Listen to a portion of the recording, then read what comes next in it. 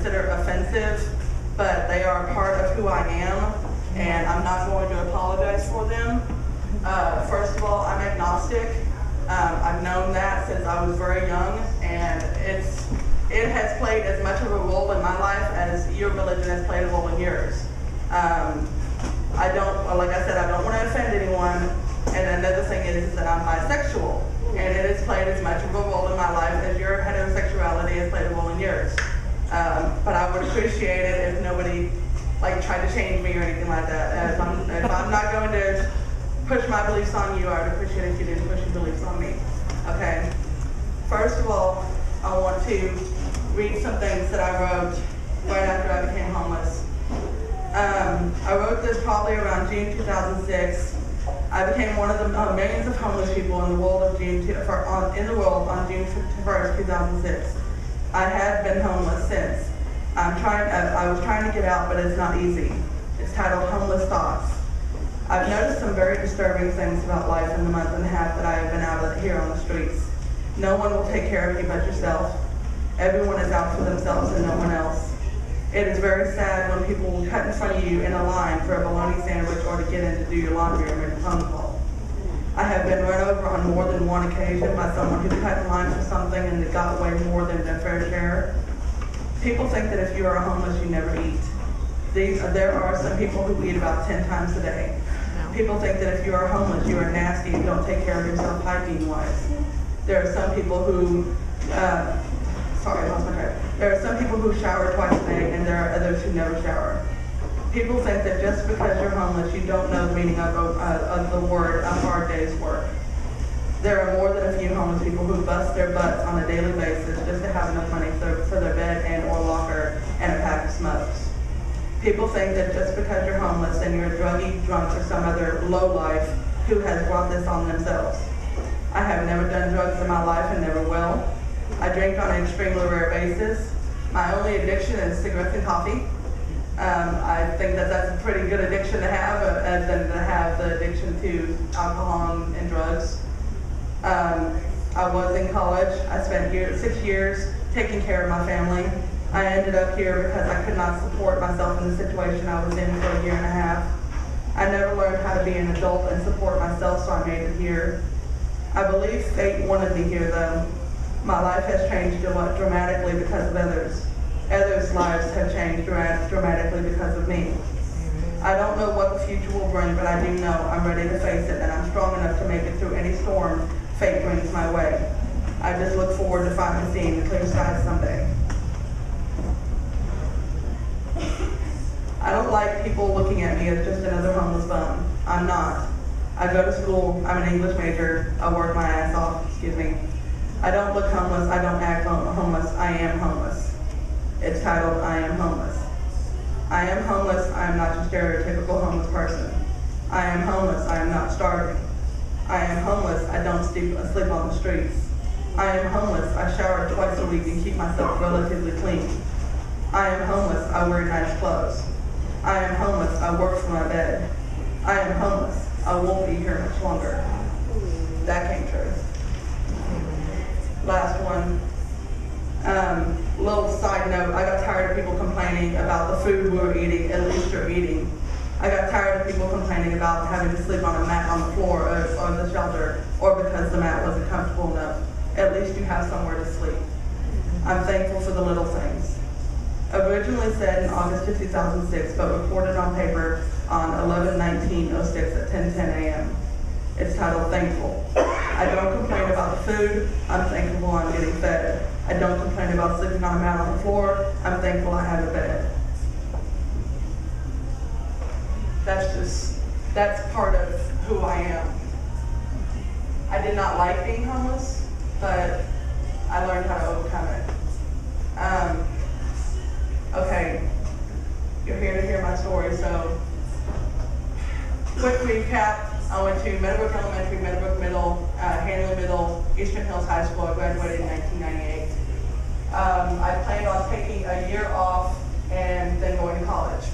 Of course, I was never a very good student when I was in high school, so I just thought that that's what students did, that's what I was gonna do. Well, my sister had her first child, my nephew Christian. My sister had her first child, my nephew Christian. He is now 11 years old, and no, he will be 11 in December. And I ended up staying home and taking care of him and my mother for the next 6 years. We found out about a month after my nephew's birth that he was autistic, and my mother had a lot of medical problems. So I was the only one that was able to take care of them, and my sister went out and worked. That was my entire life. I never saw the outside of the house unless I went for groceries. It was my mom and my nephew, and that was about it.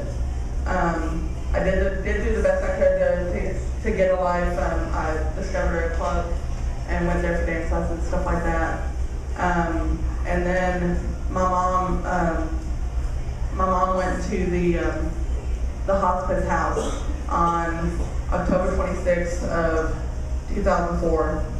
And on October 28th of 2004, my then fiance, Sally, decided that she was going to go to Houston to, quote unquote, see her kids. I ended up finding out a month later that she was having an affair on me. We had been together for 1 year and 3 months. She was my first relationship, first kiss, first everything. And it broke my heart because she did that, and then a month later my mom died. So in that short amount of time, in a matter of 3 months, I lost my fiance, I lost my mom, I lost my house, I lost most of my belongings. I didn't know what I was gonna do. I stayed with some family friends for the next year and a half. Jennifer and Richard Pullen, who are like second parents to me. Jennifer was my mom's best friend, and I love both of them very much. While I was staying with them, I went to TCC South and took a class during the fall of '05 and spring of '06. Again, I was not a very good student. You know, again, I just thought that that's what I should do because it was better than, you know, just sitting around the house and not doing anything. Then Richard Pullen, the husband of the couple I was staying with, he told me that one of them was going to be retiring from their job. I can't remember which one it was. I think it was him. I'm not sure. And that I was going to have to either find a job or move out. I did do the best I could to find a job, but I was not successful. And so instead of becoming homeless, which I knew I was going to end up homeless, and I knew what the homeless shelters were like because my fiance, Sally, that I've been with, she had been homeless for 8 years prior to our relationship, and it scared the living daylights out of me. So I attempted suicide. I took about 50 Tylenol simply sleep pills. I had an allergic reaction to the pills that caused blisters all over my right arm, and the biggest blister was right below my thumb. It was the size of half a golf ball. While I was on the 10th floor of JPS, if you know what 10th floor means, it means the psycho ward. While I was on the 10th floor of JPS, I was popping the blisters and pulling them off. I have a bad habit of popping things. And when I popped this one, it turned into cellulitis, and cellulitis led to nerve damage, and now my hand is messed up. I cannot flatten it out. When I pull it back, it draws in. To only splay it out, I do it like that. If you notice, the thumb is stuck in that position. I was supposed to have surgery on it in 2007, but they found an infection on my legs, and the surgery got delayed. And I haven't been able to get it done ever since.